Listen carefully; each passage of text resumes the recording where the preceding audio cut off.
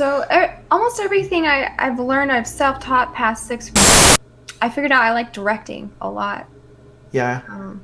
Why? That was I don't know, because I get to tell people what to do in a fun way. You go through something and you experience all this stuff, and the bad and the good and the weird and the crazy, and you're like, I'm gonna do this for the rest of my life. We had an 8-hour layover in Seoul, Korea, and this guy next to me is like, you want to go see Seoul? I'm like, yeah, I'm gonna go see Seoul with a stranger because I have no fear. And so we spent a month in Berlin just hanging out with like drag queens, and so that was my summer in Germany. I got a tattoo. You know what I mean? What did you get? What did you get? What am I doing? I always had this, in the back of your mind, like, what are you doing? What are you doing? Like, what? But I'm just like, gonna go through with it because it's all gonna end anyway. So we did a lot of psychedelics at that time. Wow. The first time I ever did, I tried mushrooms. Hey guys, welcome to Reinvention Unlimited podcast. It's George Watson. I've got a great guest for you today. Just for those of you who are new to the podcast, this is where we have interviews with real life people from all walks of life, and I'm interested in what shaped a human being from when they were born to current day. And we have all kinds of reinvention experiences along the way where we come to a crossroad and we decide to take the right or the left, and there are all kinds of things behind that, what helps us to make those decisions.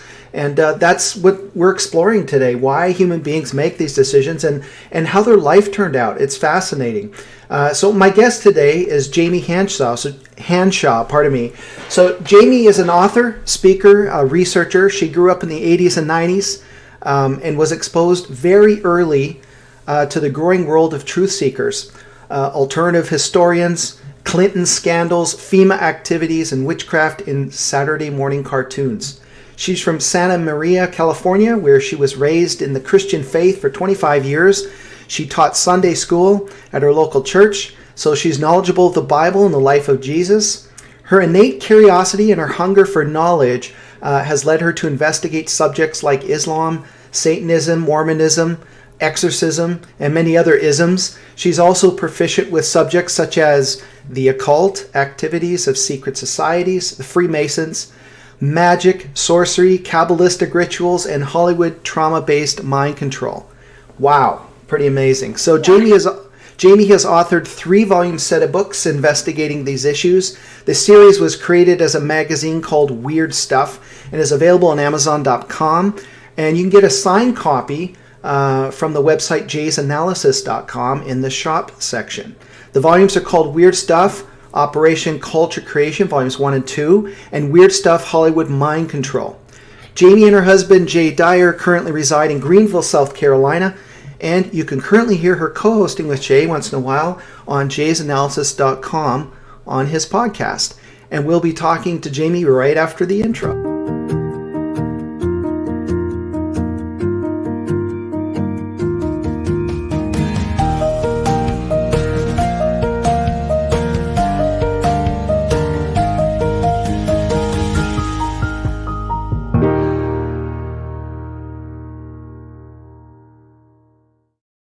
Hey, Jamie, hi. How are you? Hey, good. How are you doing? Good. It's good to see you. Yeah, Merry Christmas. I like your background. Thank you. My wife, Lorene, did that. Yeah. It's backwards on here. Yeah.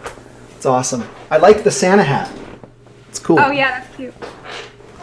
So, it's good to see you. Good to have you on the show. And I'm really curious to hear about your life. I mean, it's amazing. Everyone's life is so fascinating. Let's start at the beginning. Tell me, where were you born and any stories around that? Yeah, when you contacted me for this show, I started thinking about my whole life as a whole, and I was like, wow, I've seen and done and met a lot of things, and I have a zillion stories, more than I could ever tell in 2 hours. But awesome. We'll get to know each other. Yeah, absolutely. So where were you born? I was born in Rock Springs, Wyoming. Oh, Wyoming, really? Yes, a tiny little town in the middle of nowhere, and no one's ever been there.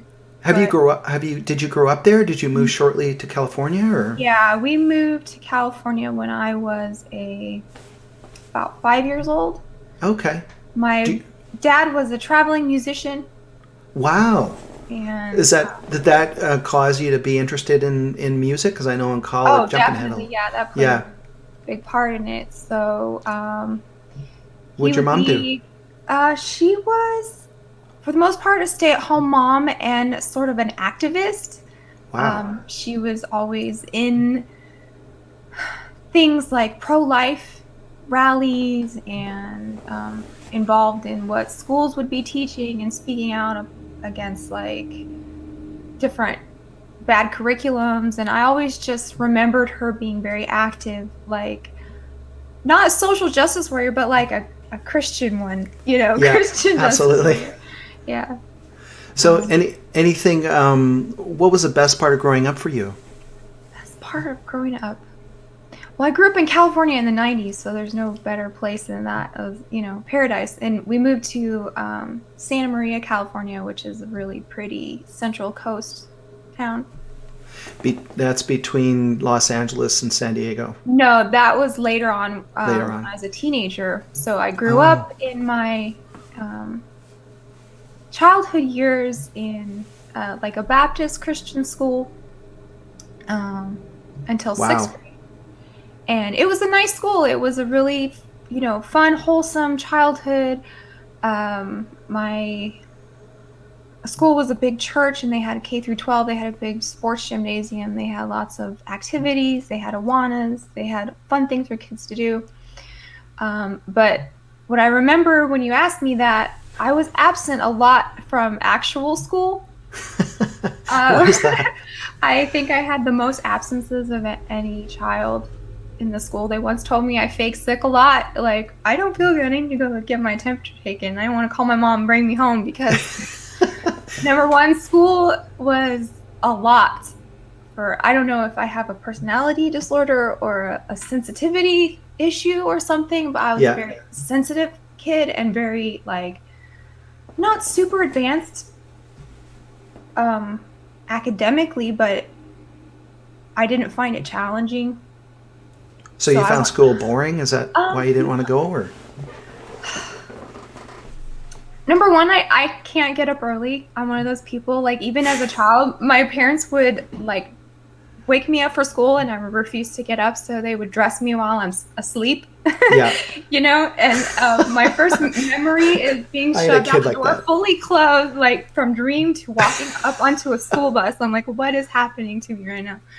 So I must have a different circadian rhythm than a lot of people, but like morning is bad for me, even since I was a child. So I found that very disorienting. I found the kids to be very like harsh.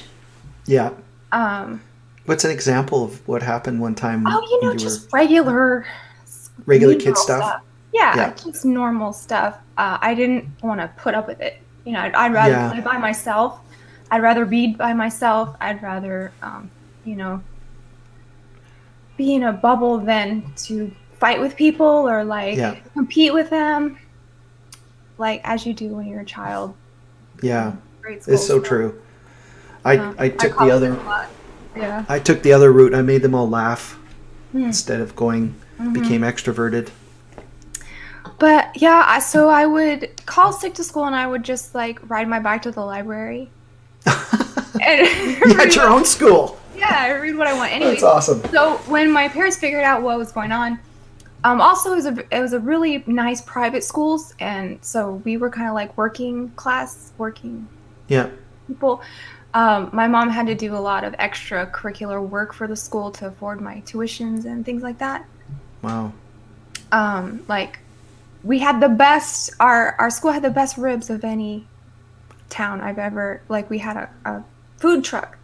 Wow. You raise money and you could work there and earn money. And You worked in the food truck or? my parents did, yeah, or my Oh, mom. okay. Yeah, and like the cafeteria and things like just odd things so she could afford to send us to the best school in town. But by sixth grade, when I was absent so much, they were just like, we'll homeschool her. Let her homeschool. So we got a curriculum, like a mail-in. I think it was like a Becca Yeah. curriculum. So I would do that Because What was that like? they just left me to my own devices because I was like That's amazing. quiet and studious anyway, Yeah. and like artistic and, you know, kind of like a different kind of spirit. So they're like, just do what you want. We trust you, and you know, you look like you're growing up to be a good person. You know? So, That's amazing. I That's would not do normal. work. You know that. Huh? That's not normal to leave your kid just doing that. That's extraordinary.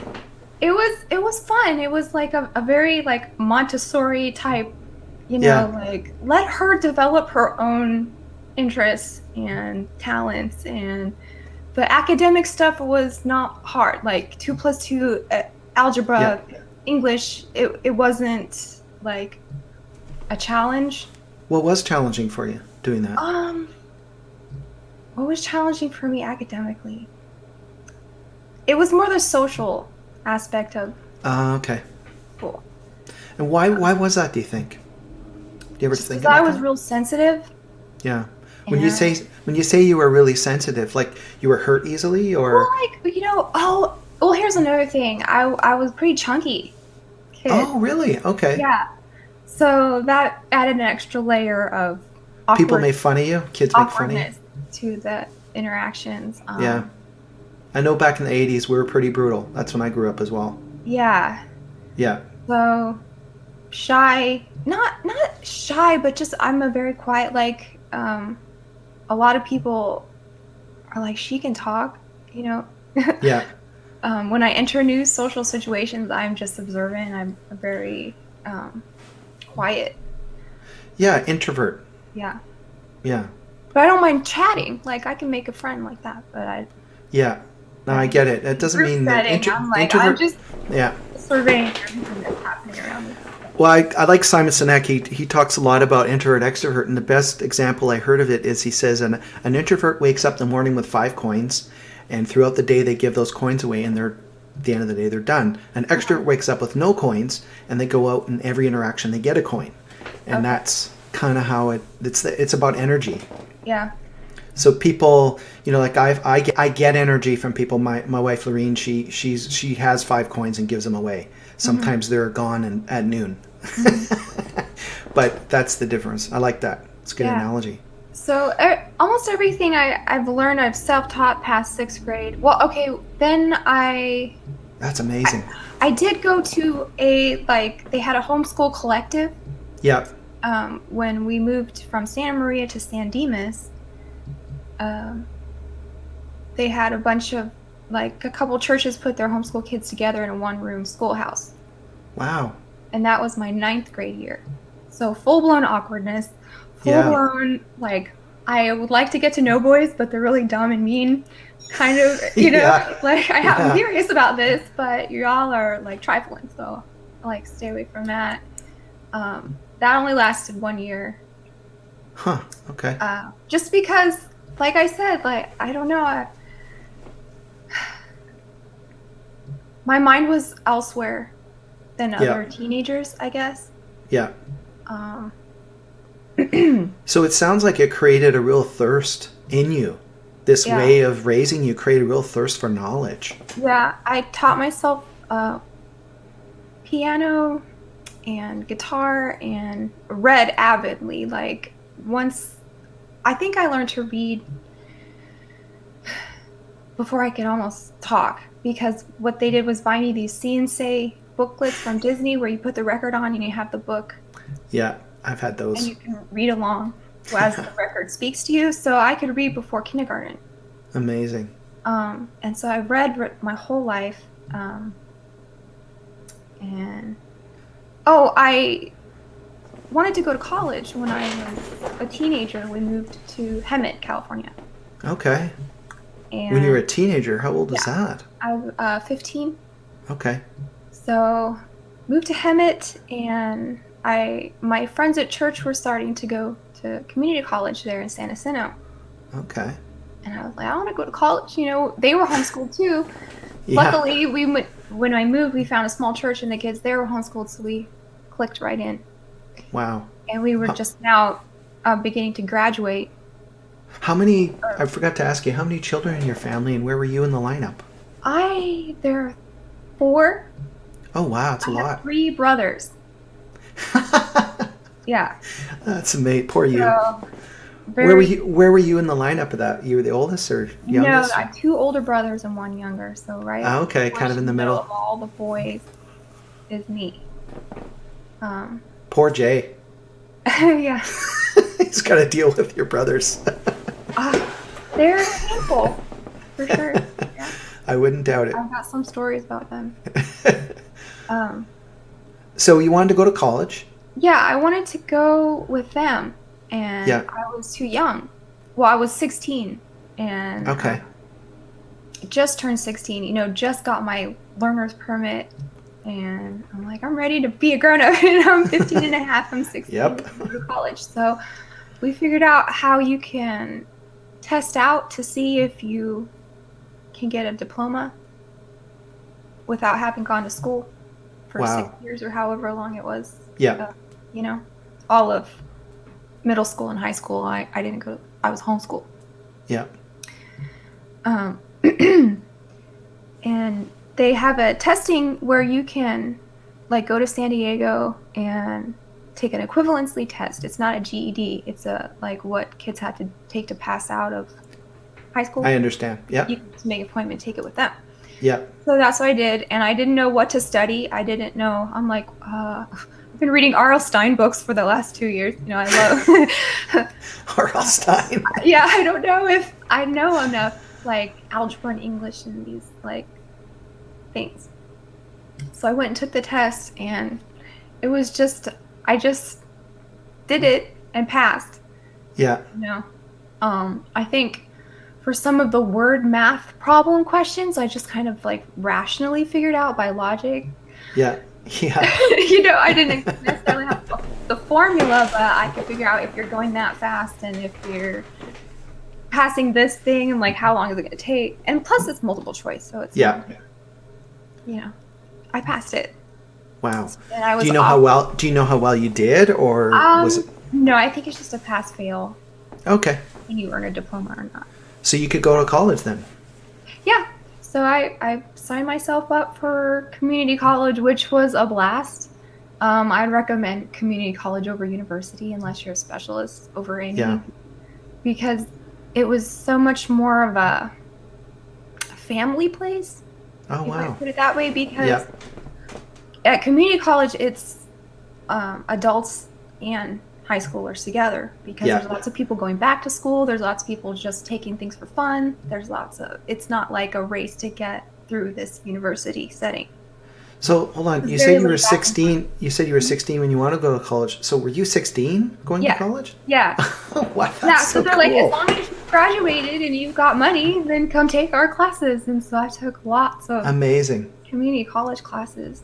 You must That have been the youngest person there. I was. Yeah. And a lot You of must have- classes I was. You occur to me that you would love that though. Yeah. I wasn't doing it to try and beat anybody. I just No, my but friends you would have loved it. Yeah. So we took, all the music classes I could, because I was really interested in singing in the choir. I had Yeah. in the churches, I'd always sing in choir, and we took all the theater classes and the. You like theater. Oh yeah, yeah. Yeah. I figured out I like directing a lot. Yeah. Why? That was I don't know, because I get to tell people what to do in a fun way. That's awesome. Usually I people got don't it. like me to tell them what to do, but if you're the director, then, like, we're almost together. So, That's awesome. yeah. So music, theater, these are your favorite subjects. What was your least favorite subjects? I had to take a computer class. Those classes that you have to take, you're not Yeah. interested in them, but you have to fulfill some kind of requirement. I've never been interested in computers or like Technology. No, I'm a Yeah. very like graphic 3D paint person. I think I own every kind of paintbrush there is. Awesome. From house painting to face painting to art, canvas painting to like, I have all of that. Computers, I loved history. Yeah. And this was the first time, being homeschooled, and now you're in an adult class setting. Yeah. I didn't know what that was like in high school. What was that like, that whole experience? It was crazy. Like, the teachers were so passionate about their subject, and they made me love things. Because community college, it's just a different feeling. Have you watched that show Community on the my kids do. Comedy? I don't watch a lot of funny, TV. And it's so true. Like, I remembered a lot of things about my own experience from watching that show. But you do have little families, and the teachers are, friends, because you're all in the same age. It's not like a professor and a just graduate from high school. Right. That's awesome. I loved history. I loved... I took math, like algebra, because I wanted to see if... I don't know. I liked math because it all made sense. I'm a very, like, precise person. Yeah, I got that. Yeah, people, logical. I don't want to say, like, perfectionist. Like, I'm not a micromanaging, weird, like, raw person. I've learned to, like, let things go, but I do like to do things with precision, and I think that's how musicians are, because you're either right or wrong. You know, you're on the beat or you're not, and this is the right chord, it's not the right chord. So I took math, and I liked that, but I got kicked out of that class because he thought I was absent a lot, but I wasn't. I was just very quiet. I have like power to be invisible if I want to. And it's the first class of the day, and you just like sneak in and sit in the corner and you like do your thing. That's very cool. Like all these people are kicked out because they never attend, and I'm like, I was here every time. I have an A. Like, why are you doing this? But and did you say that to him? What did he say? Yeah, he's like, well, you can't prove that you were there. I was like, you can't prove I wasn't. Like, are you kidding me? Yeah. But, what a jerk. Yeah, but college was so fun. I mean, I had a steady boyfriend, a childhood sweetheart the whole time. And we just did church activities. We helped old people move. Awesome. We would do like teenage service. Yeah. So my childhood, my teenage years were very church and school oriented. And my parents, again, they just left me like, not in a bad way, but they never gave me a curfew. Yeah. They trusted you. My wife and I parent like that as well. We grounded me. My mom was like, I don't remember ever like punishing you, but like a couple times. You just don't get in trouble. Yeah. But I do wild things. Nobody like we'll get into that later, but yeah, we will. I'm just not that kind of person that looks I look like I'm capable. Yeah, I got it. But it doesn't mean I haven't gotten into crazy situations. I will say this, I think girls, particularly girls, I have a son and I have two girls, and they're all adults now. Mm-hmm. And it's like I could look back and we were fine with our girls. I mean, we just, like your parents did with you, just let them on their own. Mm-hmm. And hardly disciplined, because they were disciplined. But my son was a whole other story. Right. So, but it's like, what kind of trouble are you going to get into when all of your friends are from church? Yeah, exactly. It's the same in our house as well. So we don't drink. But we had a blast. Like, I remember that being the funnest teenage year. You'd hang out with your one friend, your best friend, all summer, and like spend the night at their house every night during the summer. That kind of just running around having fun. Like, I got a car. My dad was like, you want a car? I'm like, yeah, I want a car. And he dumps out this like truck bed full of copper wire that he had salvaged from a job site. He was an electrician. Yeah. Oh, so he was an electrician and he did music? Yeah, he did music and electric. So cool. Okay. There's your car. He's like, strip the rubber off that, and we'll take it to the scrapyard and see how much you get. I was like, okay. So I'm like out there, all day, like stripping rubber off of this copper wire, and we took it down, and I think we got about like $500 for that. Wow. And we went to Salvation Army, and they had like auctions, like car auctions. At Salvation Army? They don't have that here in Canada. The Salvation Army does not have cars. In California, there's a giant Salvation Army down south by Hemet, and they have like big auctions. So we got a little Ford Tempo, and it just needed a couple things. And, you know, I like driving it home. It had no power steering fluid, so I'm like turning it like this. But I was so happy, you know, when you get your first car, you don't care. No. Piece of junk. You're like, it's mine, and I'm gonna be like somebody now. That is amazing. Yeah.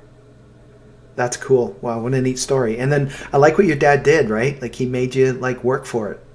Yeah, one of the things that my dad does is like remodel houses, like repair things in the house. Wow. Like they'll hire him like to take a piece of junk, full of junk, and make it sellable.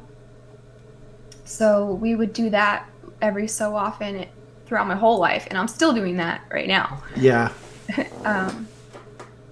So that's one of the things that we would do as kids. We would do a lot of music, singing together as a family, like the Von Trapps, like Sound of Music, you know what I mean? Wow, that's cool, actually. Did you like that? Was that an enjoyable thing for you? It's a fun story as an adult. Like when you're a teenager, that's the uncoolest thing. Yeah, you just roll your eyes. Matching outfits with your mom and singing on stage while your dad plays the guitar. Like, please. Was that really you guys? You know what I mean? You really had matching outfits? When you're a kid, it's fun, and when, but like, you don't want to be judged when you're like 16 to 19. Yeah. Prime, please don't look at me. You're... That's so and funny. Especially the Von Trapp reference. That's great. Mm-hmm. So that was your family in church. You would sing and do these things and all look the same. Originals that my dad wrote. Wow. Awesome. He's an awesome songwriter. I mean, he's amazing, talented. Write a song about anything. He's written does he have any? Is he on YouTube or anything? Your dad? Is he? He's such a boomer. Like he would love to be, and I think we're trying to help him along the years, like get out there. But like I think he might be, and I'm really bad at promoting my own dad, which is bad. But that's okay. James Hanshaw is his name. Like he has incredible, funny songs. Like cheesy, but some will make you cry. Like it's such a variety of. I'm definitely going to look him up after this for sure. Yeah. I don't know he could have made it. I don't know. Like you think back, like he's so much more talented than some of the people that you see, like what went wrong in this process. He could have been Hank Williams or something like that, you know. That's cool. Was he mostly, what type of music? Did he play like country or gospel, folk? Gospel. A little twangy country. It's really hard to describe, and it's so original. I have a CD of his. He has a CD. Comedy. I mean, like funny songs. Wow. Okay. He writes about being broke. Definitely gonna look him up. Poor and being, you know. He'll write a song for. He wrote a song for my Weird Stuff books. That's awesome. So, yeah. Are you close to your parents still, or? As much as I can be. Well, my mom just moved to the town where I am, so now she's closer to me. Are your mom and dad not together anymore? Yeah, they're divorced already. Yeah. When did that happen?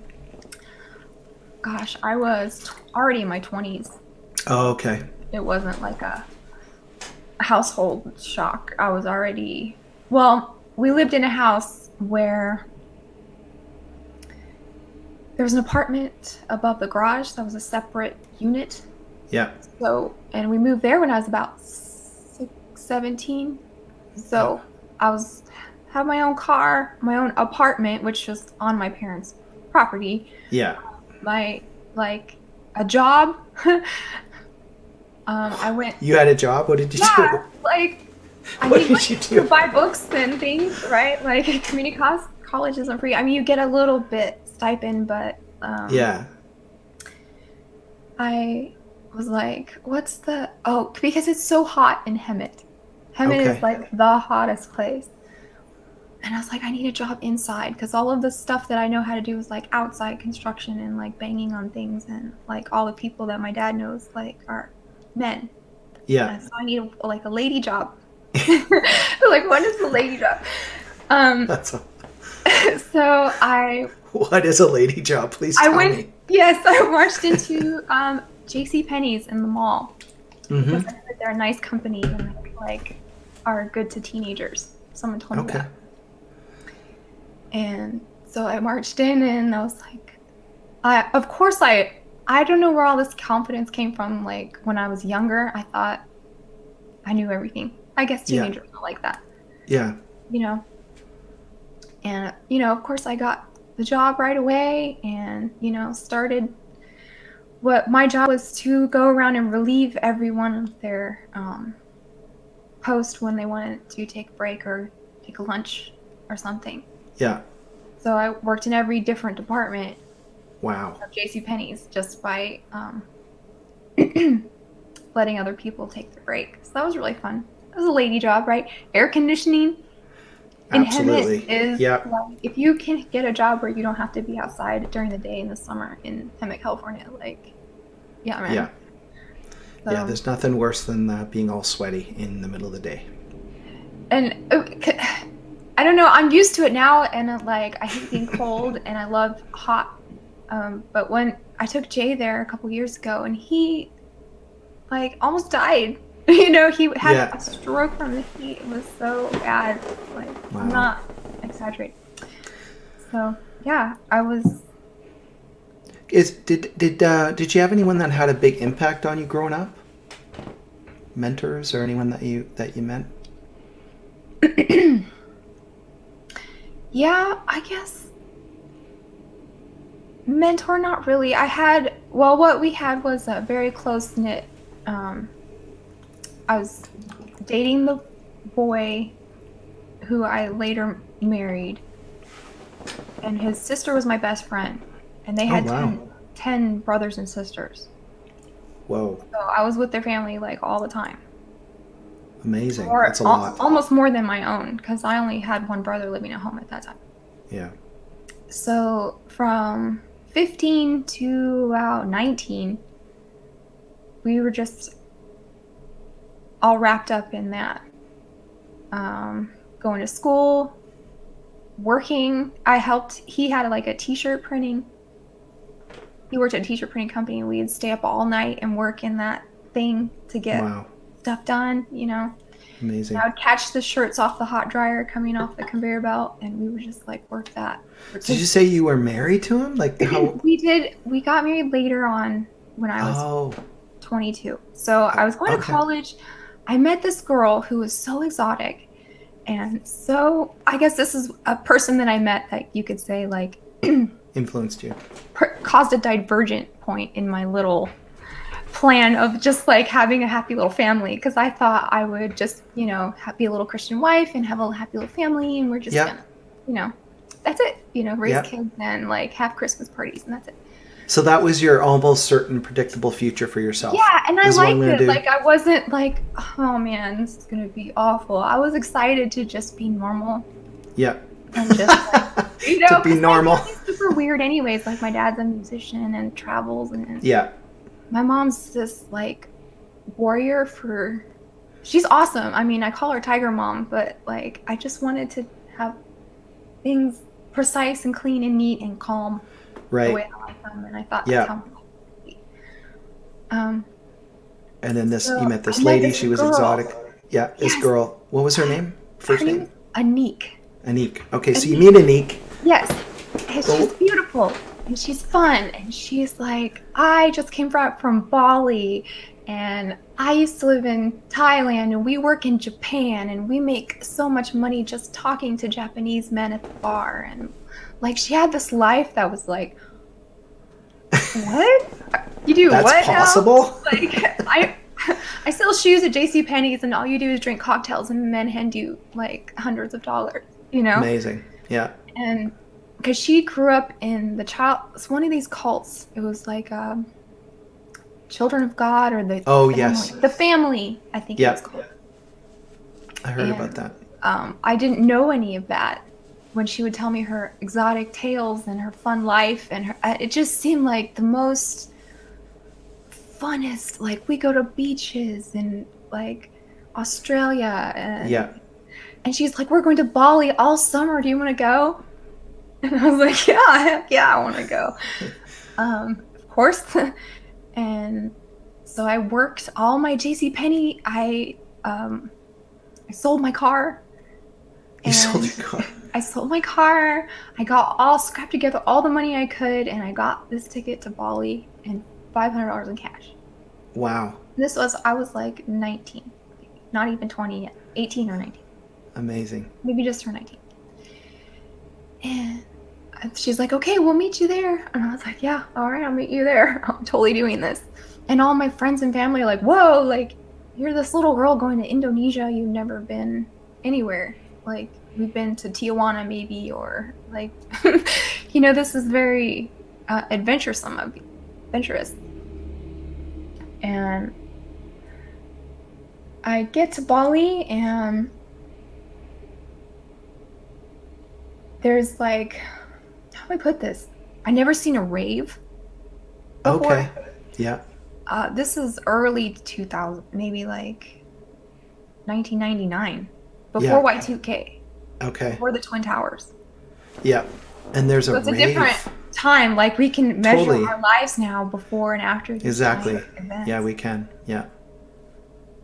What was that like? You saw a rave? Like, you walked right into this rave? Well, no. Okay, so she picks me up at the airport. Yeah. And they're professional travelers, and they're professional, like, I don't know, what do you call them? Companion ladies. Like, they are sophisticated. Amazing. And I just left church, okay, and homeschool. And one little boyfriend who we didn't hold hands for like the first year we ever met, like that kind of innocent, like. And they have boyfriends, and they have live-in lovers, and they have group sex, and they have like villas where they party by the pool naked, and they have like giant parties at like millionaires' houses where they're doing ecstasy. And I'm just like, what is happening to me? I didn't participate really in any of these things. I was just kind of like, whoa. Yeah. Pretty shocking. I didn't know this type party.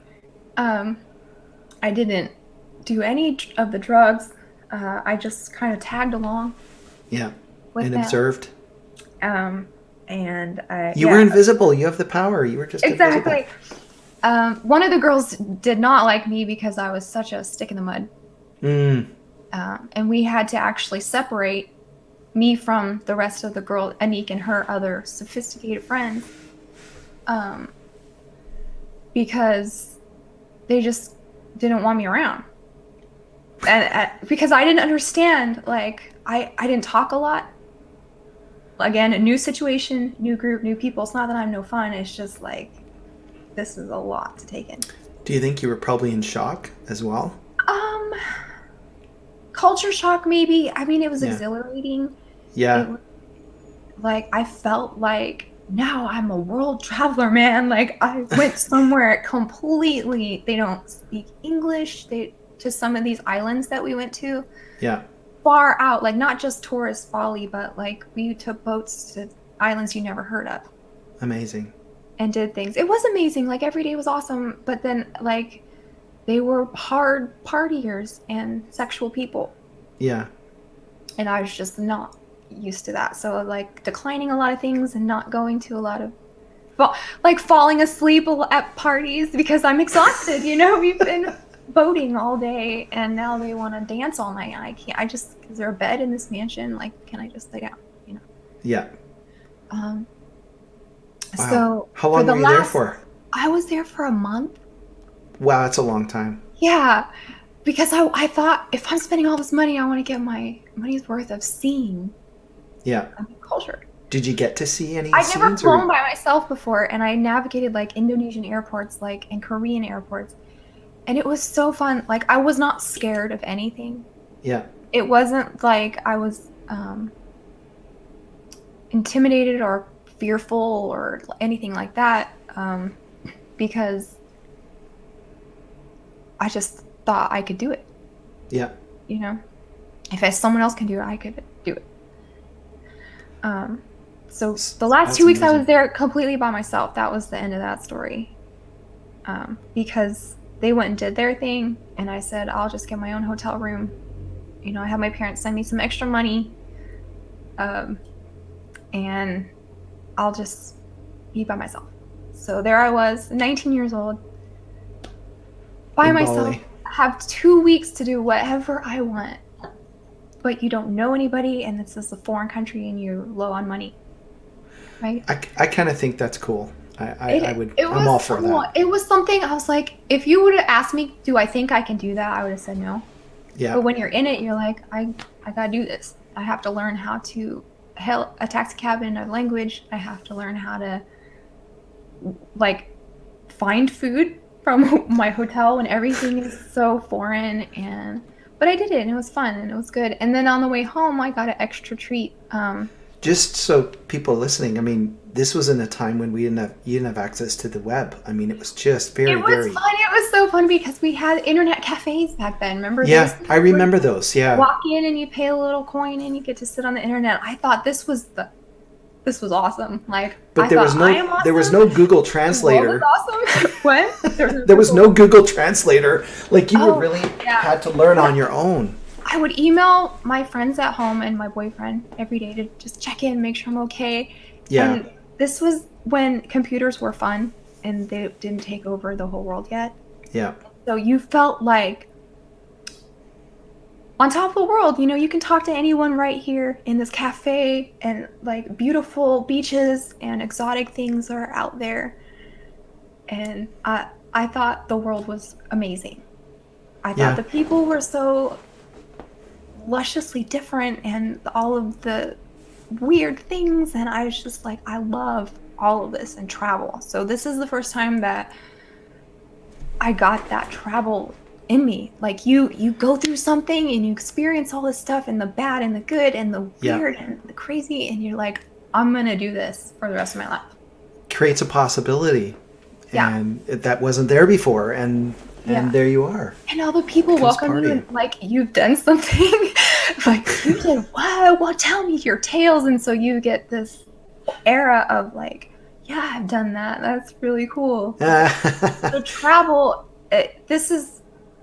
my life was revolving around travel from this moment on until, well, they're gonna shut it down. So like, now. So I have traveled the whole world almost. Like, I've been everywhere. What's your favorite place? Home. My favorite place, as in town or city, or like where I would say, or my favorite place I visited. Where would you rather like to live other than here in North America? Or maybe it is in North America. I don't know. Dude, that's the thing. Like, when you travel so much, you really appreciate America. Yeah. Like, last time I just went to Spain, like, last year. Yeah, I went to Italy last year. And I was so happy to be home. I've never been that emotional about getting back.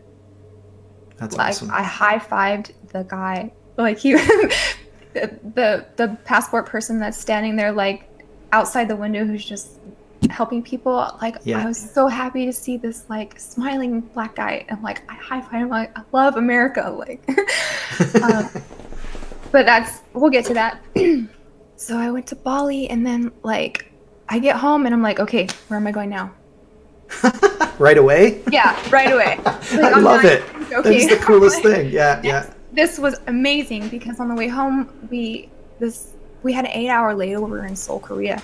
And this guy next to me is like, you want to go see Seoul? I'm like, yeah, I want to go see Seoul with a stranger. Because I have no fear. Because I've never been, like, hurt or, you know, like, I don't know that people get murdered and, you know. Yeah, you didn't grow up like most people watching all of the fear on TV and well, and we weren't allowed to watch a lot of things. So that was part of growing up is like, you know, if it had like lots of witchcraft overtones, like can't watch that. If it has a lot of violence, like, you know, the basics, plus like magic. Like my mom didn't want us to watch a lot of things with like The Smurfs. No exactly Smurfs. Smurfs and stuff like that. Like I was not allowed to watch it. And I'm sorry I say like so much. I'm from California. Forgive me. I forgive you totally. It's Yeah. fine. Totally. Totally.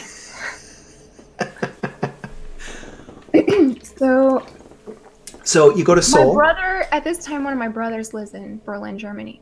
Oh, wow. Okay. Cool. And I'm like, I'll go see him. Yep. Easy, you know? And I get my best friend, and I'm like, we're going to Germany.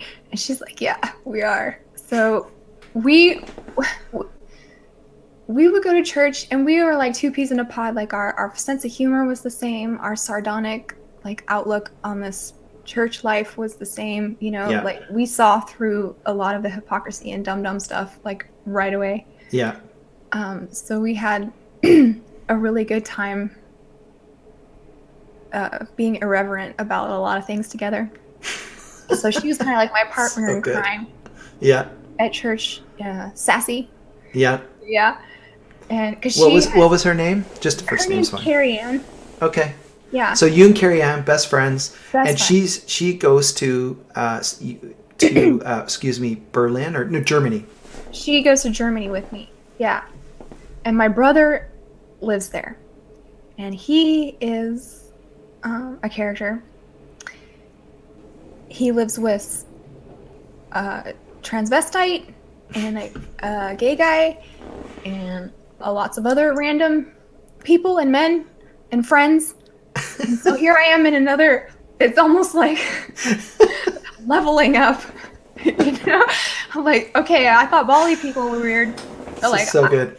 Yeah. And I get to Germany, and it's everyone was in one house? Like, yeah. that's really cool.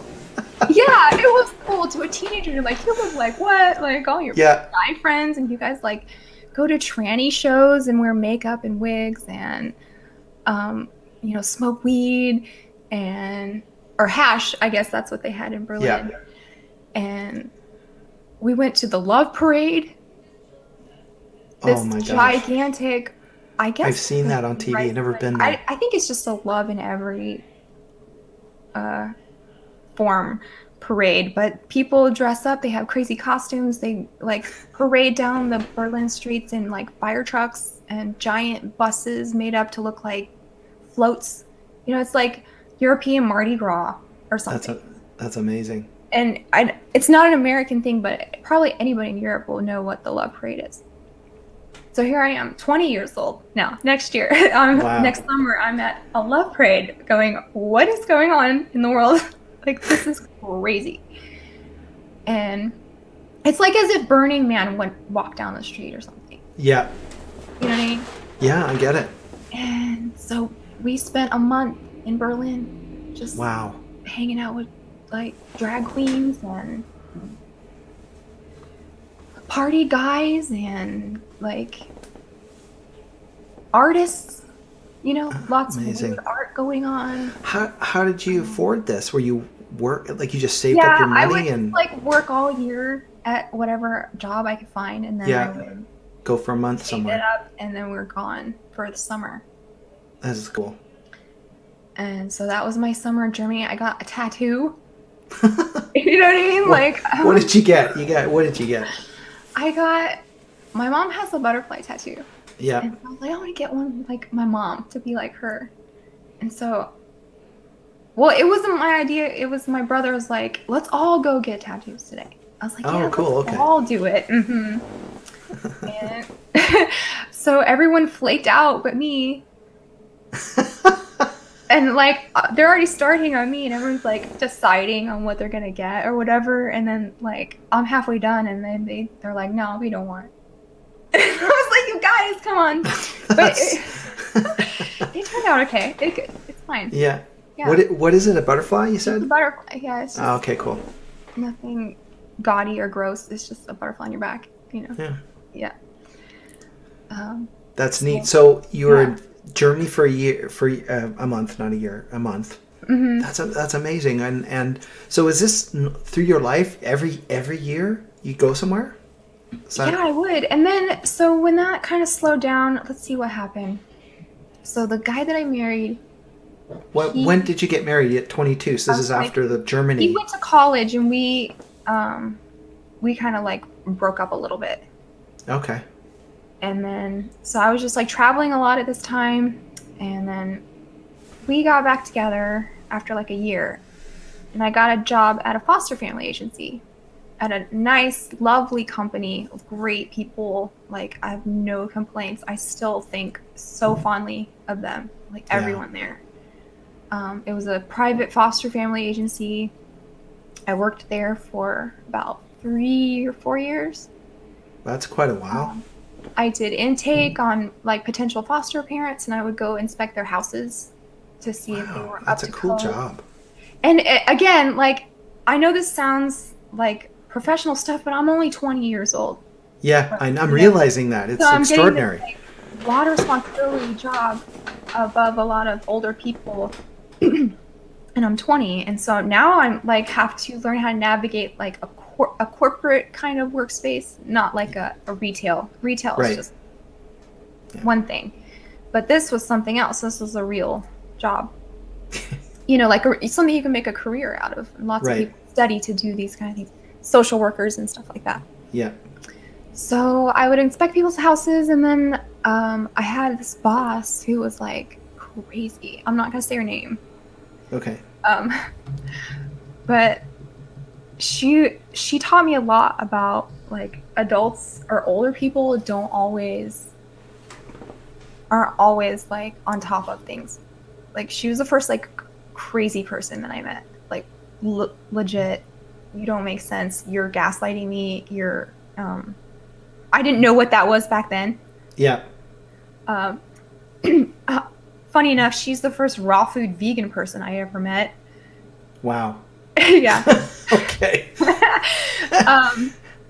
So for a while I had her as a boss, and I thought, I can't take this. Like, I'm not used to authority over me, for one, because I wasn't used to teachers and that type. Yeah. If you're crazy, I don't know if I can have a job under somebody who's insane. So she was basically a control freak, is what I'm hearing. It was like every day a different story. People were like, no way, I can't believe this person exists. To the point of being laughable. You know, like, it can't hurt me because it's so ridiculous. Yeah. But it's stressful nonetheless. Luckily, I got let go from that department in the place, and then and also because one of the manager's sons was like trying to marry me or something, so it was like a scandal.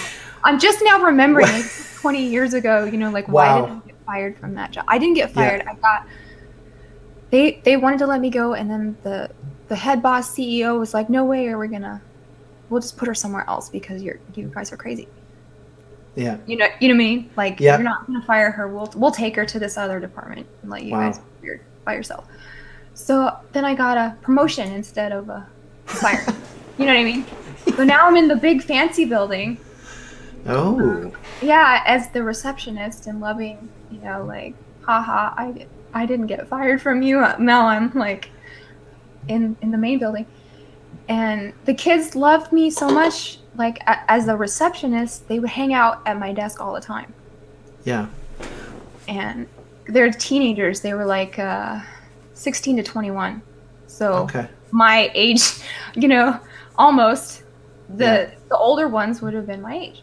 Yeah. And they just hang at reception, and it was like a big youth building where they had, you know, wholesome movie night, and we'll feed you, you know, you're low income, you don't have family, you come party here instead of being on the street.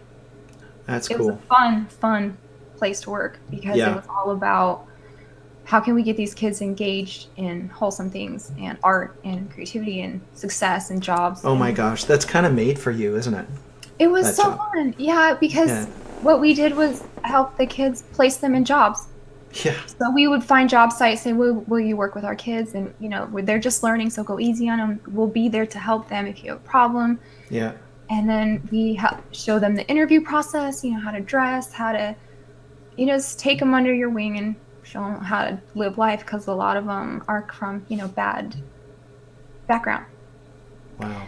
So they realize, like, if she's just going to have a caseload of kids hanging out up front at the desk, why don't we just make her not a social worker, but I can't remember the actual job title. It was like a youth program. Yeah, we have those up here. A caseload of my own kids. Yeah, I get that. Yep. And that's a neat job. Yeah, it was so fun, and they love me and I love them. But it was 9 to 5, same place every day, same time, morning. How long did you last there? It lasted about almost 4 years, because it was just such an amazing place to work and fun. Yeah. So I was like, I have to go somewhere. Like, the world is... I'm getting National Geographic Traveler subscriptions, in the mail. I'm like, I gotta get out of here, I sit at the same desk. And if I was 50, I would love it. About 20. Yeah. So I decided to go to tour guide school. Oh, wow. And I went to a great school in San Francisco called ITMI. Yeah. International Tour Management Institute. And it was like a fancy, posh, we live on top of the world, and we fly first class, and we do first class tours, everything first class, blah, blah, blah. So cool. It was cool. It was a fun school. And San Francisco used to be my favorite city. Yeah. And I used to love it too. From when I went to school there to now, it really makes me sad, upset to what it's like.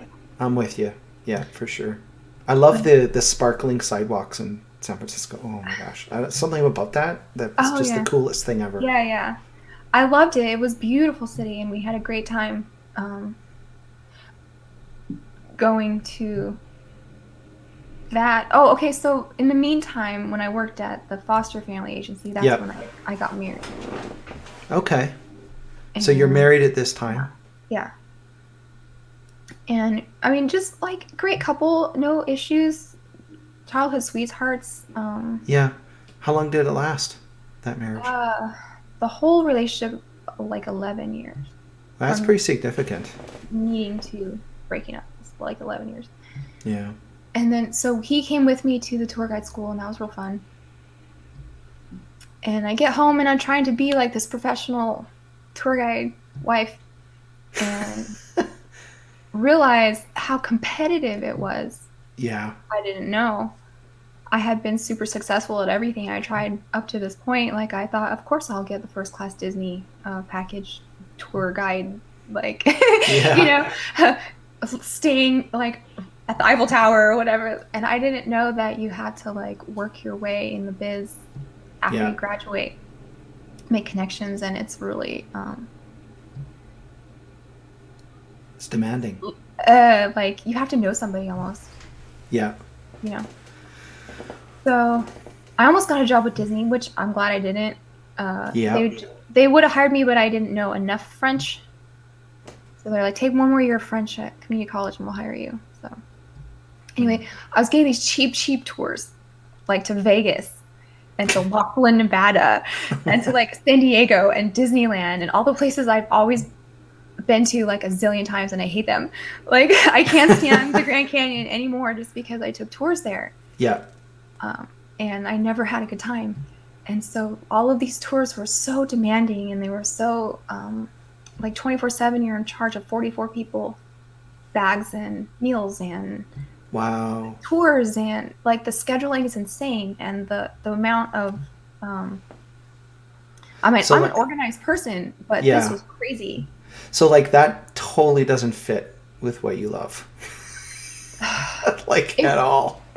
I mean, it was making travel awful, I got it. I got that. You have 50 British people, and they're all clamoring for your attention, and they all need something right now. Wow. So I did cheapo tours for a couple years. Yeah. And my favorites were teenagers going to Disneyland. because the teenagers were so polite. They were so quiet. They listened to every instruction I had. They were on time. You know what I mean? They met me where I said, meet me. God bless those teenagers. But man. the adults were killed because, you know, when you're a tour guide, you have to have the schedule. Like, we have to be here at this time and this time and this time. If you're not back at the bus at this time, and then like, you're herding cats, right? It's not granny time. Like, we need 5 more minutes to shop in the gift shop. It's like, we have to go. We're gonna miss your flight, basically. Stuff like that. But the teenagers were a ball. Nice. Taking them to Disneyland. We would, so Disneyland became a regular spot for me, so much so that I would like drop them off and then go find a place to sleep and pick them up in the evening because I couldn't stand being at Disneyland anymore. Like, I would go buy a movie ticket and sleep in the theater. I can't hear you. I think you muted yourself. Oh, I did. Sorry about that. Okay, go ahead. So I've been to Disneyland a million times, been backstage because we would take the kids to choir performances so they could perform.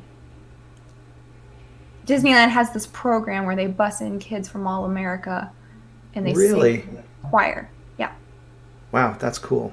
Yeah. So all this time, so your first marriage, that was 11 years you were together, but your marriage was less than that, right? It was 7 over. And then so you obviously got a divorce.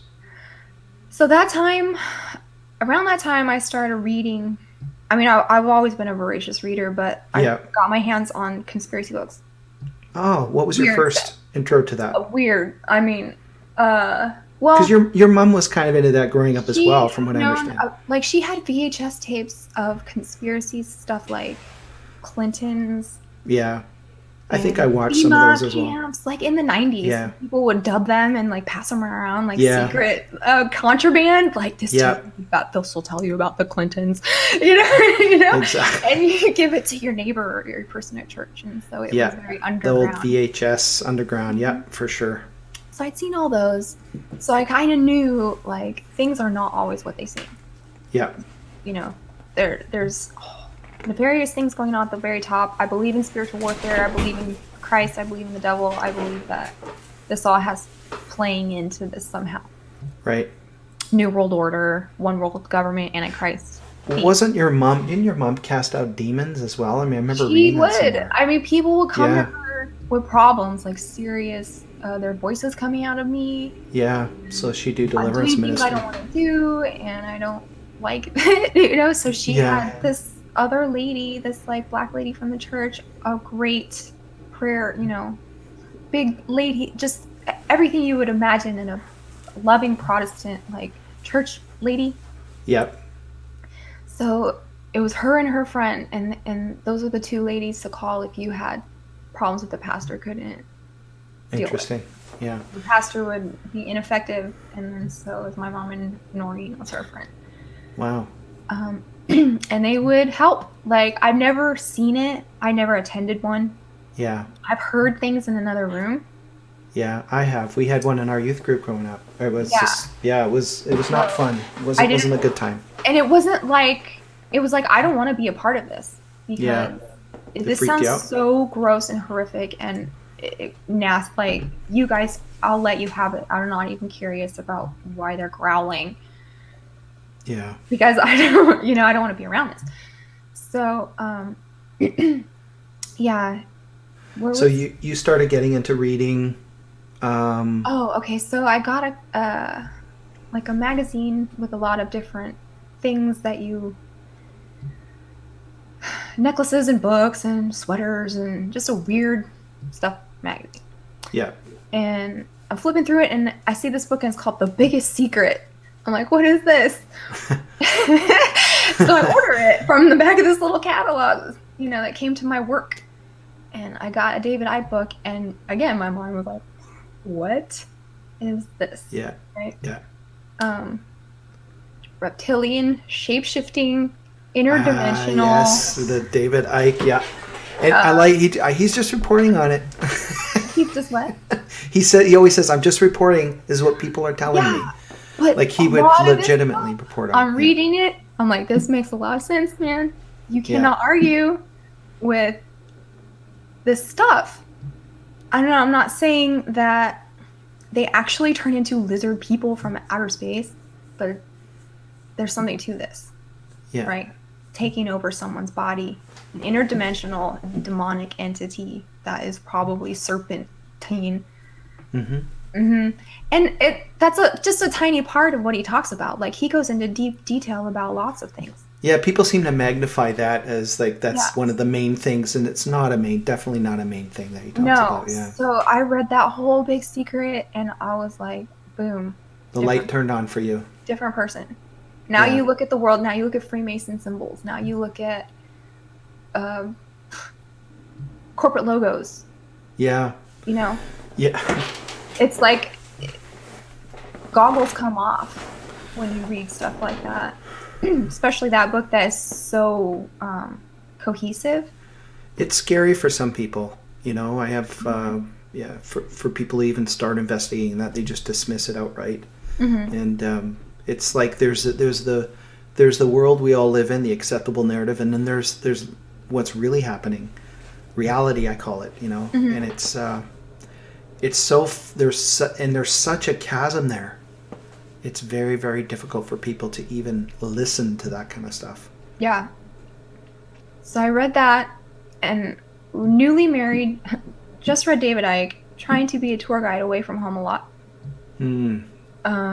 This is where I am at about 21 or 20, from 22 to 25 or 6. Yeah.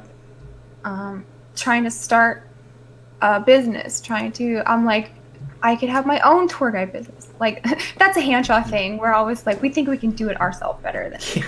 I'm like, if these are so shitty, and I'm not making very much money, then I will plan tours for people and then just send them on I will plan itineraries. Yeah. Is what my business plan was before the internet. This is before like hotel.com. This is before, like Airbnb. Yeah. I'm like, I've traveled all these places. I can get you I know where the coolest restaurants are. I know where the secret spots are. I know where the nice shopping is. I know, so if you pay me, I can make your vacation for you, and all you have to do is follow my directions. That's cool. That was my idea. So I was trying to do that, and I would get on the computer and try and work on this itinerary planning business that I had. And I think I know where you're going with this. Just look at conspiracy stuff all day. Like I'm not gonna look at this stuff. And then I get on and I go to 4chan, which is a horrible website. Don't ever go there, and forget I said that word. But they had this board. They were the only place. This was before YouTube. Yeah. And so they're the only place where you could find conspiracy theories, almost. Yeah. Like a board of them. So I go on there and I look up what's up today, and it's just all this crazy stuff, man. Just rabbit hole after rabbit hole. I had a journal of all of this stuff I was watching, like you wouldn't believe. I just watched it all. Zeitgeist, Loose Change, all of Alex Jones's documentaries, all of Jordan Maxwell, all of David Icke, all of Michael Tessarian, all of Freeman, I would just absorb it all day long. Yeah. And where I lived, it was like a condo. It was a really nice condo, brand new. We just bought it, and it had a communal pool. So when I would get overwhelmed, I would go out and go swimming to the pool. Yeah. And I'd try and relax and lay up and float, and I look up and there's chemtrails going over me. Yep. I can't even go outside to unwind because this is so crazy. It's happening. Nobody knows. Nobody sees this. I'm the only one, and I look around and everyone's like, have a little happy family, and I feel like Linda Hamilton in Terminator, this is, the bombs are coming, you're gonna die. Exactly. And so this is Did you see They Live? You saw They Live, Oh, right? Yeah. It's like that. Mm-hmm. And my husband would come home from working a lot. I mean, he was great. He was a musician too. Yeah. He taught elementary school band and choir. Really cute job. And sold real estate. And my mom sold real estate too. all day long, he would come home from working the 2 jobs, and I have just been watching weird stuff all day. Yeah. And you want to talk about it? I want to grab him by the shirt and say, we're in trouble. You know what I mean? Yeah. He didn't understand a lick of it because he was such a good person that he can't conceive of other people lying to him or the wickedness that goes on. Yeah, that's how they get away with it, right? People are so good, kind. And he'd be like, that's not true. They wouldn't do. I mean, he's the king of they wouldn't do that. And I admit I didn't give him a lot of time to come around, maybe a year or not. I wasn't that patient because I just felt the urge. No, you weren't. I know it was really bad. It's okay. And it was super lonely. Like I was sitting in this Southern California suburban paradise lifestyle, you know. Got a pool and a car and we got income and we got toys and we got we can do what we want. We don't have no kids. Yeah. And I feel the world is gonna end. Because the more you watch that stuff, you watch Aaron Russo or you watch whatever. I'm like, this is all a facade and it's all coming to an end right now. We are on the threshold of destruction. You know? Did you have trouble sleeping, like high anxiety, things like that, or were you coping pretty well with it? I was not, and I didn't know that as a thing because I had such a carefree life up until then, almost. Mm-hmm. I mean, we didn't have a lot of money. Yeah. But that's just the only struggles really that you weren't suffering. Usual, you know, hustle to make ends meet. That's exactly. Yeah. You know? So up until then, I was like, I can't believe it. And I wanted to go. I had a brother who lived in Austin. I mean, not Austin, Dallas. And I was watching Alex Jones, and then I was like, all of these conspiracy theories in Austin. There's this bookstore called Brave New Books where people know about stuff like this. Yeah. And they hang out there and they talk about things and, you know, try and help or at least learn or believe or something. Yeah. And so I went to visit my brother in Dallas. And I'm like, look, this is beyond, I'm not happy in this relationship. I feel like I'm being ripped apart and I'm going crazy and I don't know who to talk to and I need a guru or something or this is what I'm thinking. Church isn't going to help because I've been going to church. You know? I'm sorry. I don't mean to laugh. I've tried that and the pastor thinks I'm nutty. Yeah. Know, they think I'm crazy. For sure, yeah. And I'm like, if I could just talk to somebody or meet Alex Jones, or I don't know what you think. You're just so lonely for... Yeah, I totally get that world, definitely, yeah. So what happened? So I went to Dallas to visit my brother, and I stayed there, and while I was there, I drove to Austin to go see if I can meet people. Just, you know, is there a club? Because back then, it was all UFO clubs. Yeah. If you want to meet weird people, you have to go to San Diego to the MUFON or something like that. And I'm like, I don't really want to talk about aliens. Yeah. I'm not quite sure what's going on there. I want to talk about real stuff like Bohemian Grove and Federal Reserve and Ron Paul, you know, stuff like that. Not that I don't believe in the reptilians, but there's real issues here that we could address before the woo-woo stuff. Yeah. So I get to Austin and I messaged Freeman, right? You know him? Of course I know him, yeah. And I said, now I'm going to be in town. Can you introduce me to some people? Do you have a talk group that you do? Do you have any organized, can I hang out and just with like-minded people who have seen the same things me? Me. So we meet at a coffee shop and we hit it off and just talk about all of the conspiracies, right? Yeah. It's just, and he's so open-minded. It must have been a relief. And I'd seen his Just shows, and he's such a gentle spirit and easygoing, and like, yeah, you know, we just like clicked. And I went back home.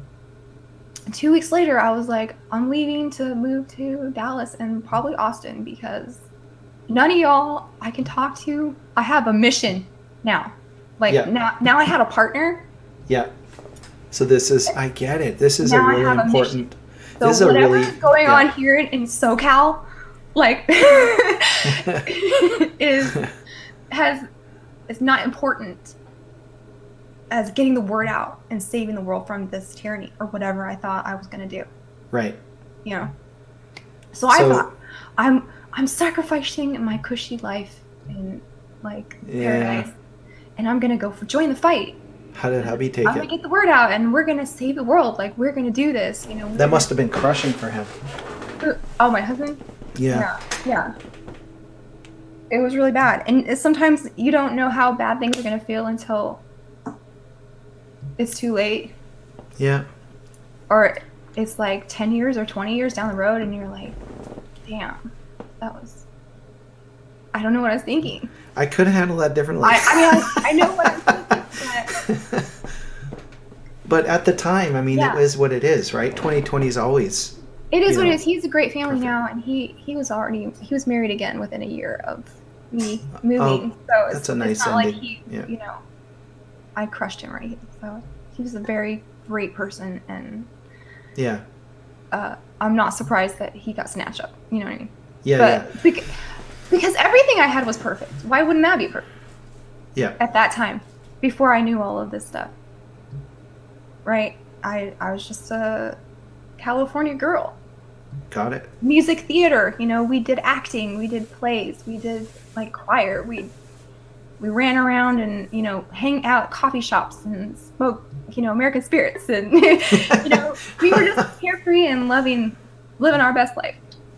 Awesome. And then I found out all of the conspiracy stuff, and I was like, I gotta save the world, man.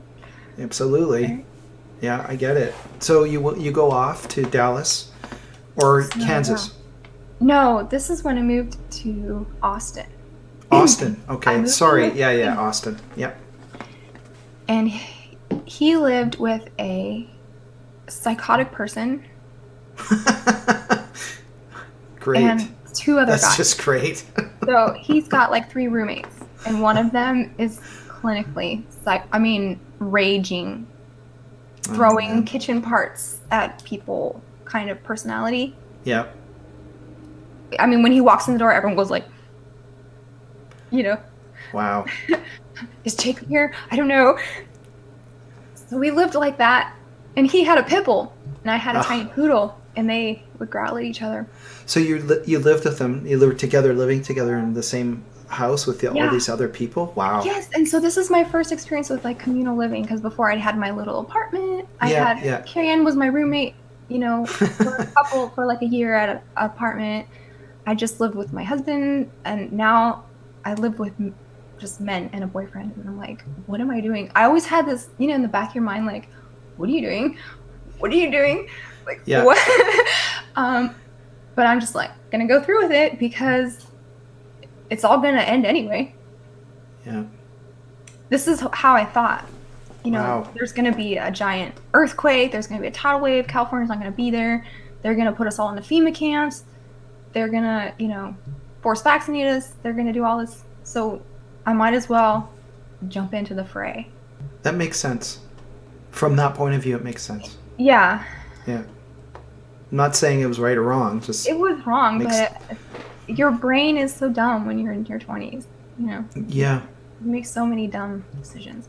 Everything's fine now, but I paid for a lot of it, and we'll get to that, I guess, in a minute when we wrap it up. But so how long were you with Freeman? How long was that? It was till we were together total, like as a couple, like 8 years. That's a long time. Yeah, so we lived in Austin. We we met our Monty. He's like a family member that you just meet. You know, he's a big part of my life. He came to live with us when I moved in with Freeman and that psycho guy. And it's funny because the psycho guy, he would rage at everyone else in the house but me. Wow. And then he would say, "I'm sorry you had to see that." And I'm like, okay. Okay. You had to do that. I don't know why. But for some reason, I had a pass. Really fascinating, isn't it? Yeah, like how people relate to you. But so Austin was a big culture thing. I mean, I moved to Austin before it became this like social justice warrior mecca of skyscrapers. It was a cool town. There was like hippies and business people and South Austin, and it was just really more neat and authentic, I guess, than Southern California, because SoCal is like a giant strip mall. Unless you're at it. Is this time in your life, is this when you started reading more about occult and becoming more fascinated? Yes, because Freeman had a library of books that he had inherited from a magician, like a van full of magic books. Amazing. And Fritz Springmeier books, and like who else? Tex Mars, and because this is when you started writing your books. No, this is when I just started reading, and we had the Access show in Austin. So what we would do, Freeman had done like a first season, and then we met, and then I moved down there, and we started doing the second season and whatever else he did after that. I was there.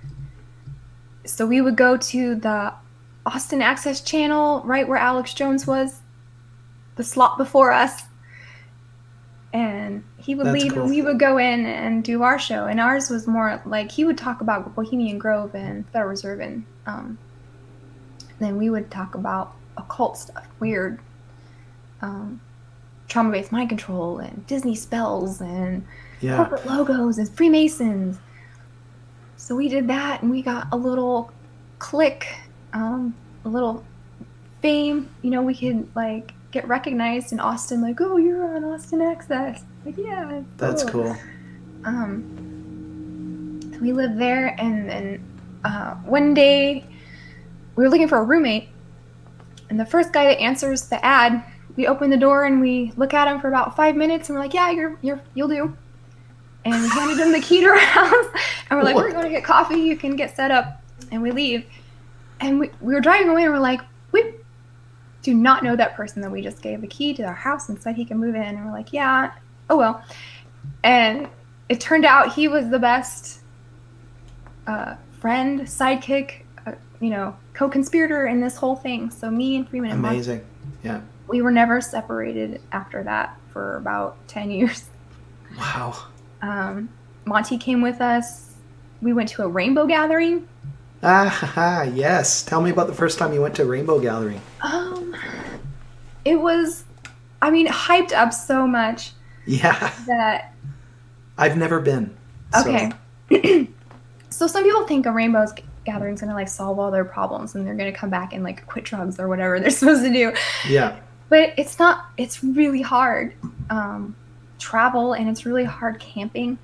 There's no facilities, there's no showers, there's no toilet, there's nothing. You're what you brought into the woods and what you're taking out of the woods. And so me, Freeman, and Monty, and our friend Artopia Mike, we all drove to Wyoming. And the gathering happened to be, it's always on July 4th, so we ended up in Rock Springs, Wyoming on my birthday.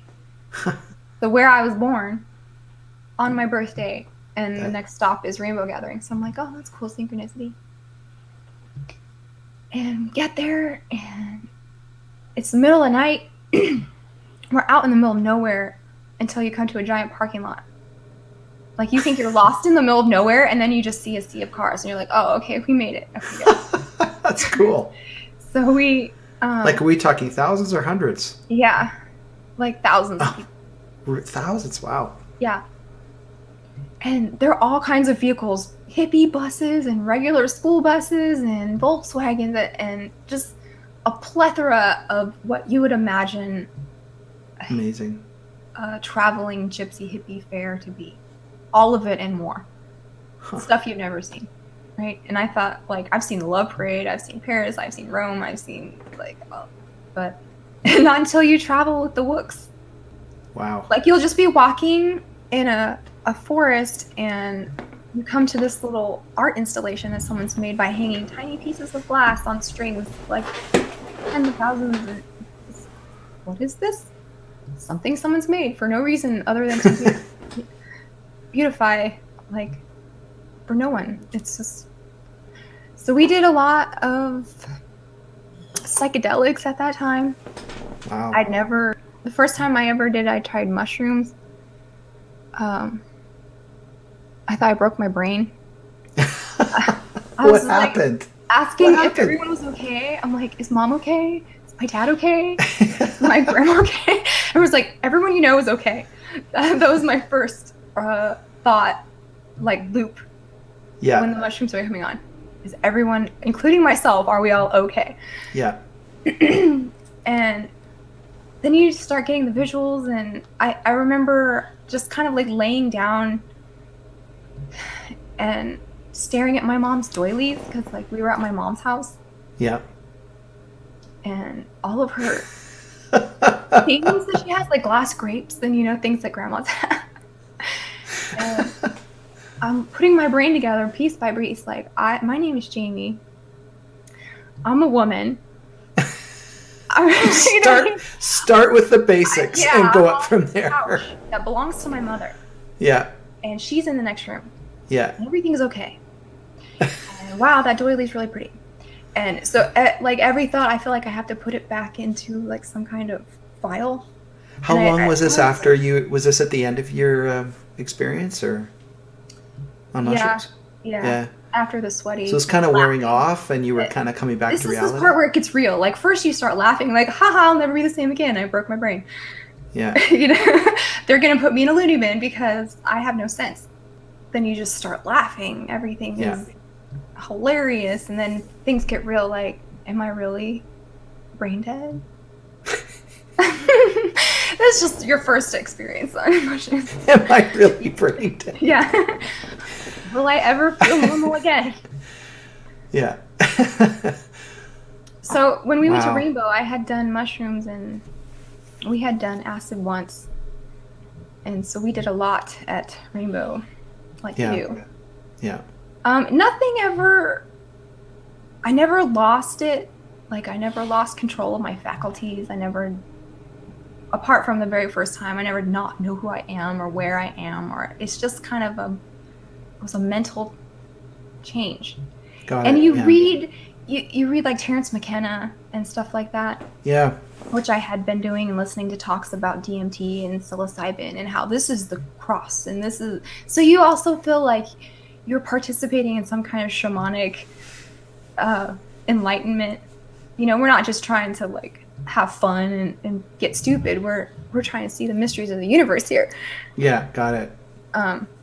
We all we did was really just have fun and, you know, get sweaty and laugh a lot, and it's not that big of a deal. I don't do it. I would never do it again. Never do it anymore. Yeah. You would never do what again? Drugs or Rainbow or both? There's just no reason. Got it. You know. Yeah. Been there, done that. I learned everything I needed to know about what could happen. This is an interesting part. So you started reading like crazy, pretty incredible, extensive library, and that Freeman had. I read all of the Crowley stuff. I read all of the Springmeyer stuff. I read Golden Dawn stuff. These are original books too, right? Mm-hmm. Some of them. Wow. Yeah. Manly P. Hall. I read a lot of Manly P. Hall. I read. What was the most surprising to you? Do you remember the first, some of the thing? I know it's probably a lot, but something stand out for you when you're reading these things? And something just kind of hit you like, wow, like real revelation? Anything comes that you can remember stands out for you the most? I guess one of the biggest ones was when I was reading a Kenneth Grant book, and I saw what he said the mark of the beast was. What did he say? It became a big theme in my books. He said it was an O with an X in it. Like X-Men. Mm-hmm. Yeah. Like a lot of corporate logos you see. So that led me down a lot of... Did he explain why he thinks that? Like, was there a logical basis behind it? If you get my book, Hollywood Mind Control. Yeah, I have it. It explains that. Okay. I haven't read it.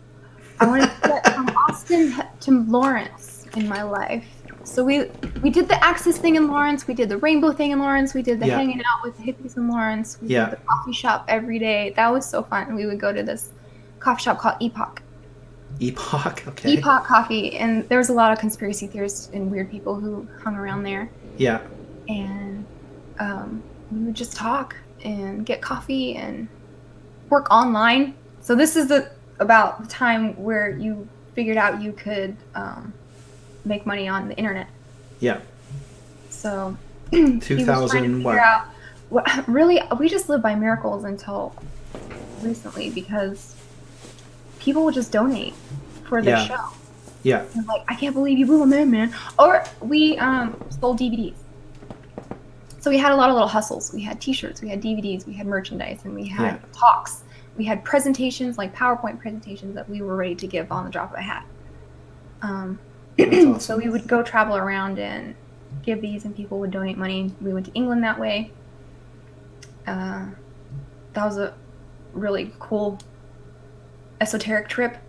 So here I am with Freeman traveling now. That must have been really weird. Going to every Freemason temple, every weird site, every like esoteric marking. People would take us around and let us stay with them. This is before Airbnb and all that. And we had a Google video channel, and then we had YouTube You did the bus. I remember you did the bus thing. That was a little later. Yeah. So we moved from Austin to Lawrence because Austin was getting way too big. Yeah. And we didn't want to do the TV show anymore because we figured out we could just do it all online. We don't need a cable channel anymore. Right. Yeah.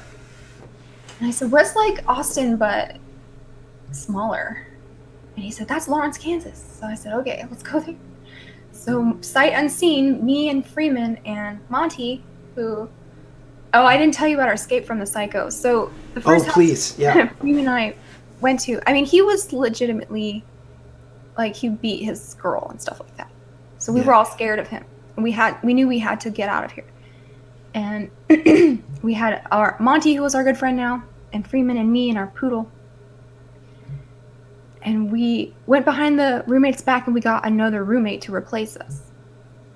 To pay the rent, so he couldn't say anything. Right. Because the lease, it was always like, the lease is not up, we can't get rid of Jake. So, we bring this guy in and we're trying to sell up the place. Like, oh yeah, it's a great place to live. It's right next to this. And your roommate's cool. He's a drummer. He works at night and sleeps in the day, so you'll probably never see him. Because how do you tell somebody that wants to rent the room, I don't know, maybe they could have got along. We have to get out of here. So we weren't lying, but we were trying our best to, like... To play it up. And like someone gave him an onyx stone for protection necklace. Like they're hippies. They're like, "You're moving in here, take this." So it was a big exodus. Oh, and because he didn't like that we would let our poor friends sleep over a lot. Yeah. And this is another theme that I dealt with for a long time was when you're in this realm, it's a lot of single guys. You don't have money or families. Not like thrifters. Like, I bike pedal for a living. I drive a pedal cab for a living, or I set up a drum kit downtown and busk for money for a living, or I do this for a living. Yeah. And a lot of people, when they have a hard time, they don't know where to go. Like one of our friends lived in a tent in our backyard. Huh. And the psycho roommate did not like our extending our hospitality to anyone. So we had a secret guy in a tent in the backyard living in the bamboo. We're like, yes, you can come with us. And he's like, oh, thank you. So we replaced ourselves with another roommate, and we took all the people that we rescued from that house. And eventually we moved to Lawrence. And Lawrence was just the cutest little perfect Disney town. Disney town. Well, Disney's Main Street was actually based on a town not too far away from there. Okay. In Missouri. Wow.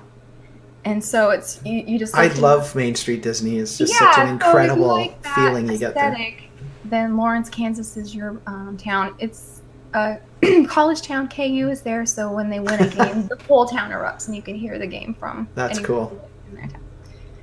And it's safe. Nothing ever happened to us. Lots of hippies. We had a little house that was near the park and near downtown.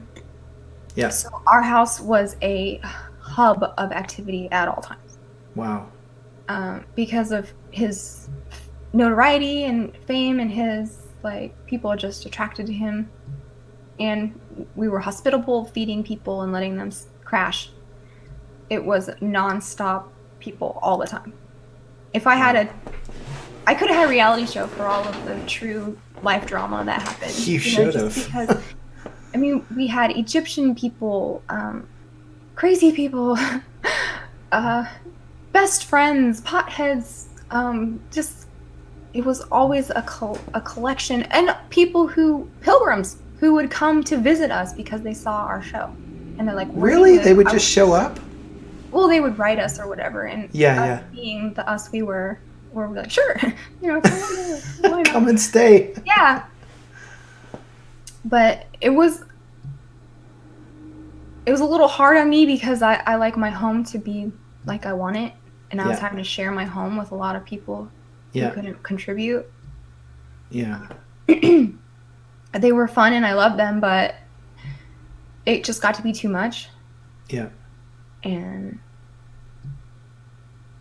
I said, why don't we live on a school bus? Was this desperation or just... It was like, you have 3 people sleeping on your living room floor. Wow. And there are 3 dogs in your garage. And you upstairs, you have to lock the door because one of them's crazy and walks up and down the steps all night, yelling things and murmuring about, crazy stuff. Yeah. They're the nicest person during the day, but then... Sleepwalking probably, eh? Or... Just traumas. Yeah. Yeah. Childhood abuse traumas and stuff like that. And, things are getting tight. We have all of these... I don't call them leeches. That's bad. It's just clingers that... You want to set them free so they can, go find their own... Yeah. You can't sleep on my couch, man. Forever. Yeah. A couple weeks was one thing, but it's 6 months later, and this is a lot of people. To the point where the Christians came to my door and invited me to church, and I said, "Do you have any resources for all these guys in my house? Food, literally food and shelter?" And they're like, "No." I'm like, "You don't have a gym or a bachelor or anything?" And they're like, "No, we don't got it." So I was like, "Oh, well, this church not helping again." That must have been heartbreaking, actually. I was like, "What do you even cook for?" Yeah. And I learned in the Orthodox Church they do it a lot different. So we'll get to that. Yeah, we will. Fascinating. But so what? We didn't have a steady source of income. Yeah. Because we didn't have a member section or any stable, you can depend on this amount every month. Right. And just by the skin of our teeth, man, we made the rent and the bills. And everybody that stayed with me, I made them go on food stamps. Including myself. Oh, wow. And I said, this is not sustainable. What if we just pack it all up and put it in storage until we figure out how to, get something you can depend on? Yeah. And my book. I was always like, when I finish my book, I'm gonna get recognized. When I finish my book, I'm gonna get on all these shows. You think you're gonna make it when you have a book, you don't realize. Yeah. So I'm like, I just need to write this book. If we live on a school bus, I can get the book written. Because there won't be all these people and chores and things for me to manage. It'll just Makes sense. Tiny little home. We can put it wherever we want. So and this was when Bitcoin first came out. Okay. And someone was telling us buy Bitcoins, and we're like, what the heck is that? I don't know Bitcoins. So we spent $5,000 on a school bus, and we were laughing because if we had bought the Bitcoin back then for $5,000, we'd be like mega millions. Yeah. Bitcoin at $1 or something like that. Yeah, I remember that time. But so no, we got a school bus. Wow. So we go on this epic adventure. Me, Freeman, and Monty again. Monty has stayed with us this entire time. He's family. We love him, right? Yeah. He's a brother. And Diva, our poodle. And we buy this school bus and we redo it to look like a motorhome. Yeah. Everything but a bathroom. We didn't have a bathroom. Sorry, I didn't even think about that. Yeah. People don't think a lot of logistics when they think of these tiny homes. And yeah, it's kind of important to have a bathroom. Free. Yeah. I'm like, trust me, girl, I've done it, and it's not as great as you think. Yeah. It's real fun if you're 20. Yes. But when you're 30 and 35, it's not all that. But we did it. We did this spiral around the entire country. We start out, and this is the time when people were doing the Occupy Wall Street. I remember that. Yep. And so we went to the Occupy Lawrence, Kansas, where people were just sitting out in the park. What are you occupying? It's beautiful. Like, this is paradise. Why are you sitting in the park in the cold? But we left there and we went to Philadelphia to their Occupy, and we stayed with our good friends who had a fleet of school buses, or a fleet of buses, because he had an electrical company. Yeah. Our bus, the maiden voyage, it broke down, of course. Wow. All of our belongings, or what we didn't put in storage, what we were bringing with us, our whole family and a Monty and a dog and everything is on this bus, and it just breaks down. The first night, right? The first time we try to take it anywhere. Amazing. We all had to get licenses. We all had to get commercial licenses to drive this thing because it had air brakes. How long did that take? So we had been studying like a month. Okay. We all three of us, me, Freeman, Monty, studied this commercial license, and we practiced in the bus. And the day we moved out of our house, we had to go to the DMV and take the driver's test for this thing. Wow. Right. And you all passed, obviously? Yeah, we all passed. I parallel parked the bus, You parallel parked the bus? Jeez, Yeah. I can't even think about doing that. Yeah. I had to. I didn't know what else to do. So we took the bus to Philadelphia, and it breaks down, and we hobble it there. So what we had to do is I had to steer, and then someone had to sit down on the floor, and every time it would short out, they would have to turn the ignition on while the thing is still rumbling down the road. What? So, like, it took two people to drive it because you have to keep it steady while the other person is doing the ignition. And we hobbled that thing across the U.S. from Kansas to Philadelphia to our friends who fixed it for us. That's awesome. Wow. And he actually worked on engines like that, so he had all kinds of. He put a lock on the door and a step stool and all this kind of like spruced it up, for us. I remember hearing the show and you guys reporting on, like, I remember there was one time where the bus just broke down and he didn't know what to do. And some guy stops, looks at it, and he goes and buys a part. Isn't this right? Yeah, that was so crazy. So Tell that story. We're in New Mexico, where Carlsbad Cabins are. Okay. And I really want to go to Carlsbad Cabins that day. I'm like, please, can we go see this? It looks really cool. I'm going to go down in there, not just like drive by. And they're like, okay. So we get up and we're on our way, and we pull in this gas station, and it breaks down. So he puts up the hood, and he's looking, and he picks up this part that's just sitting on top of the engine. And he's like, I wonder what this is. Asking himself, I wonder what this is. A guy's looking over his shoulder, and he's like, oh, that's a ball bearing, blah, blah, blah, blah, blah. You just need to get that one out and a new one in, and put that back, and you're good to go. And we're like, how do we do that? And he's like, I know somebody who can do that. So we all hop in his car. And of course, we don't question anything.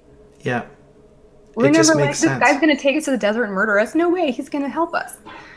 And he takes us to the place to buy the new part. and then he takes us to the friend's shop to put the part in the part, and then he takes us back, and it was a lovely, like, he was telling us how he won the lottery, and he bought his wife her own separate house, his ex-wife her separate house, and his house next door, and they get along fine now. And he's just the nicest guy. I think he was actually also military. So people have weird stories. Yeah. And backgrounds, like, as you know, because you're doing the show. Yes. But I'm sure he was some kind of ex-Black Ops or something like that too. And of course we gave him DVDs. Yeah.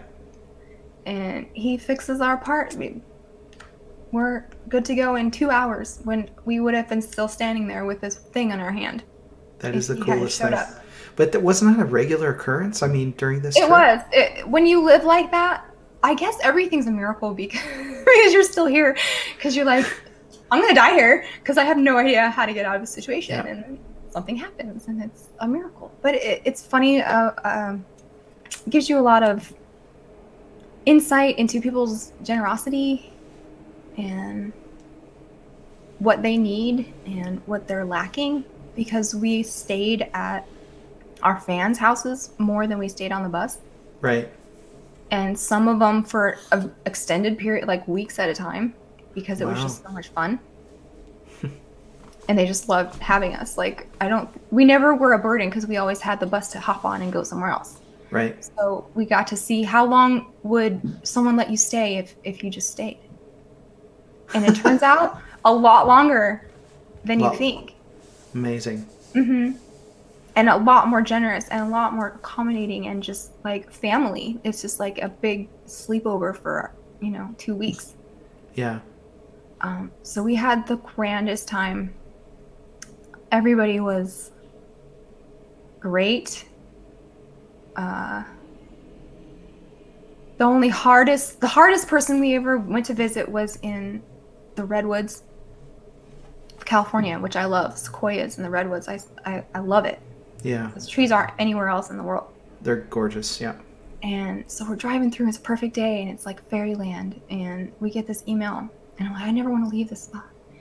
And this lady's like, I live in Shelter Cove, on the coast, like just due west of the redwoods. It's a beach town. Just come visit me, stay here. And I have a bed and, a spare room, a long driveway. You can park your bus here as long as you want. We're like, cool. Because we figured neighbors, it was the neighbors who didn't like us, of the people who we would visit. Because a big yellow school bus is now parked out across the street from their house. What is this? The hippies are taking over.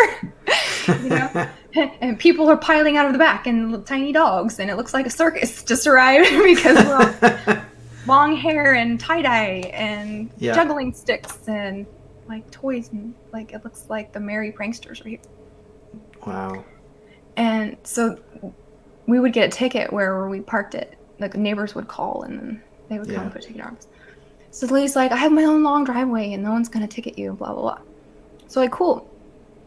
So we get on the road to Shelter Cove, and anyone who knows this is laughing already, because this is the windiest, steepest, hairpin turn road like in America almost. I mean, it's almost like, what's that street in San Francisco? That one. Yeah. I should know that, but it was almost that bad. So we're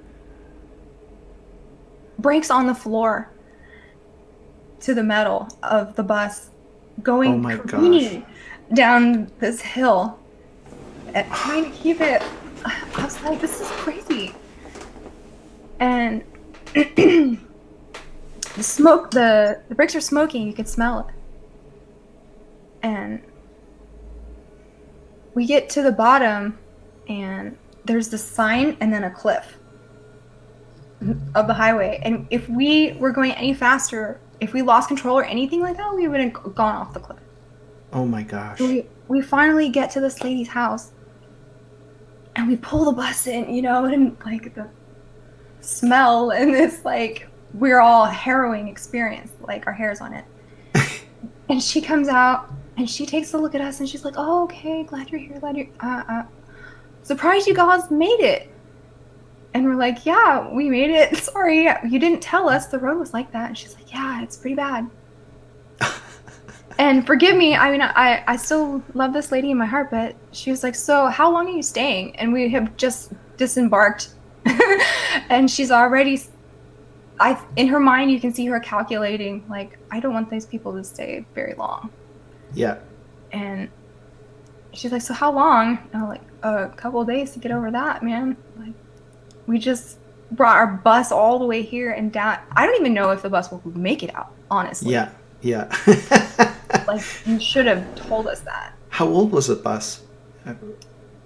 Like, what year was it? Do you remember? 95. Yeah, so it's like 10, diesel. 15 years old, probably. It was a cute Bluebird diesel school bus, full size. Wow. One. And yeah, so they even sell T-shirts at the gift shop in Shelter Cove saying, I survived the road to Shelter Cove, and the picture is a guy in an RV with his wife, like, her hair's falling out or something. Like, that was you guys. Yeah, that was literally us. We had to get it. That was like the hardest thing, I think. So how long did you stay? Just a couple days there? Yeah, just a couple days. Yeah. Hey guys, this is George. Listen, I had such an incredible conversation with Jamie that we took a break at this moment and then we decided to continue. I really want you to hear her story. Jamie's got an amazing ending to her story. It's really a story of redemption and just how someone found their way. So she has some real crazy things to talk about in part 2.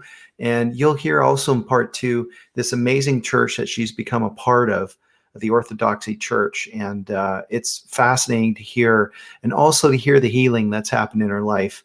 It's definitely worth listening to. I'm sorry I couldn't get it all in one episode, but when you're only supposed to go for an hour and a half, max, maybe 2 hours, we talked for 4.5 hours. So it was awesome and really enjoyed it. And I hope you will too. We'll have episode 2 drop in about 2 weeks after this one. Anyways, thanks for listening to part 1. And please tune in and listen to part 2 when it comes out in a couple weeks.